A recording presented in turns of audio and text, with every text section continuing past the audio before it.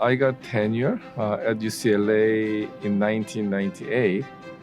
Soon after, I got contact from Stanford University saying that they got new endowment to establish the first Korean Studies faculty position at the university.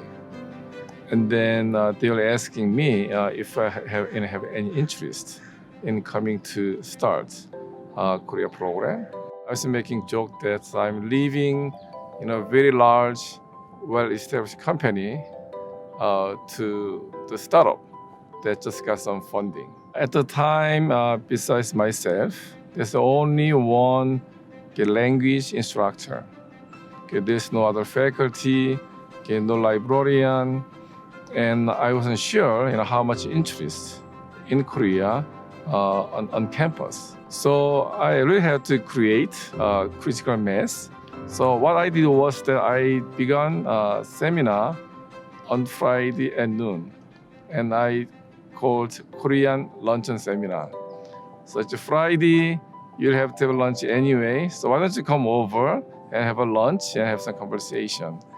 I think that turned out to be a big success. Looking back for the last 20 years, I think I made the right decision, and I don't have much regret. Shortly after coming here, Gi-wook proceeded to create new programs, raise funds, bring in scholars, and populate APARC with so much activity on Korea that we were worried that we would have to rename it K-Park. So, Gi-wook, you are my greatest accomplishment as director, and thank goodness you're willing to take over from me when I step down.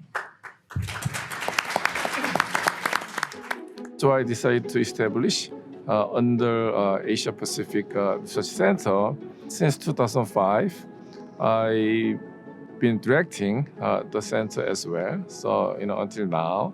So it's a great opportunity not only to promote Korea program under the center, but also very competitive, not only in Korea, but comparing Korea to other parts of Asia, like Japan, China, and so on. I think that's also a very unique feature for our program, because oftentimes Korean studies can be isolated from other studies on Asia. Over the last 13 years, I've worked on several different policy-related projects that were undertaken by the Korea program or with the Korea program here at Stanford. It's a staff, it's a program with Gi-wook's kind of leadership style that reaches out. It's an approach that is effective.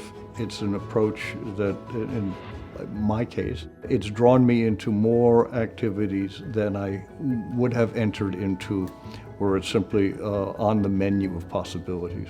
So something happens in the world, it hits the headlines, and then we're thinking about it, we're commenting on it, and we're bringing folks into conversation that might not otherwise meet each other. That's something that APARC and the Korea program takes really seriously and makes it really fun to work here, because we're getting these research insights into the hands of people that can actually implement them and make changes with them.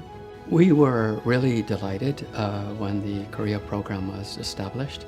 We were offered the opportunity to help make some of that scholarship and teaching accessible to younger students. When I first arrived at Stanford, the Stanford does not have any even as a strong library collection in Korean studies. But we are able to hire a Korean librarian, and then now we have very solid Korean collection. Unlike English materials, the Korean language materials is not easily available or accessible outside of Korea. So the curatorial and management work that is important to make the resources available to the users at Stanford and in the United States. What has happened in the last, I would say, 20 years or so is that the academic field has realized that you cannot actually have an East Asian Studies program. You can't understand Asia as a region without Korea. I want to highlight something I think is incredibly important about the Korea program, which is that it's been really ahead of the curve on recruiting in diverse scholars to the field. There was a diversity grant created several years ago that brings in students who otherwise might have barriers learning about Korea, contemporary Korea in the region more broadly. And that's something that's a really unique and critical pillar of the Korea program's work. Now Stanford is one of the leaders in Korean studies, so I think it's one of Stanford's achievements in the past 20 years. Nowadays, non-heritage students have surpassed the number of heritage students in Korean language classes. So compared to the 2004, students enrolled in Korean language classes has doubled. I mean, a lot of it does have to do with the Korean wave. Our students, our youthful students, are structured by their consumption of popular culture, and Korean culture has become, central to that. Korean program has been so important to me. It's really a consolidated space on campus that really is the hub for everything academic happening with Korea. Actually, coming into Stanford, I knew I wanted to be an IR major, but I hadn't decided on my specialization. I was kind of involved with the Korean language program on that side of things. But as I've kind of interacted more and more with the Korea program, I found that I was really interested in also the sociological, the geopolitical, etc. aspects of Korea. And that has kind of shifted my academic path, and I've enjoyed it so much so far, and I'm really excited to see where it takes me.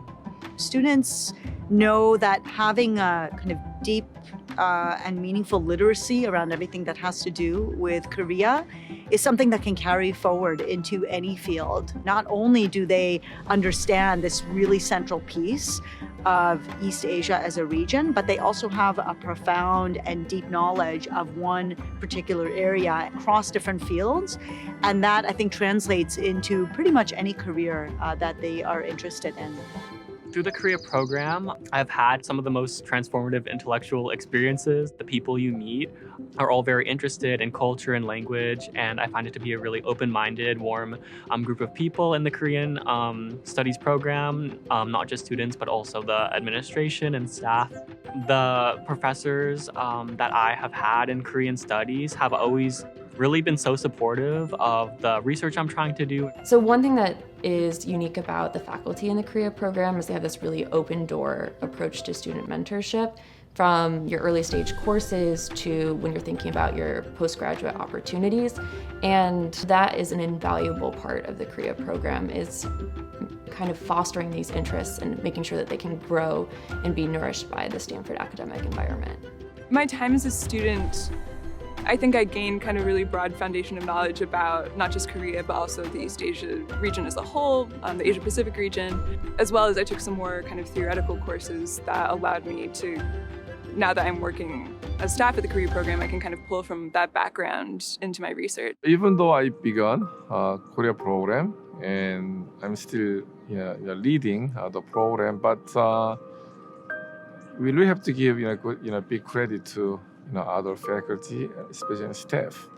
Our staff are really dedicated. We have a great team. We work really well together. We are few, but we're strong, and we hope to continue to grow. Teaching is an honorable profession, and so the working with the Stanford students and wonderful faculty is one of the best part in my job.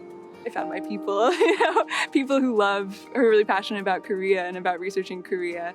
I wake up every morning really excited to dive into work for the day. Yeah, so personally it's been really fulfilling.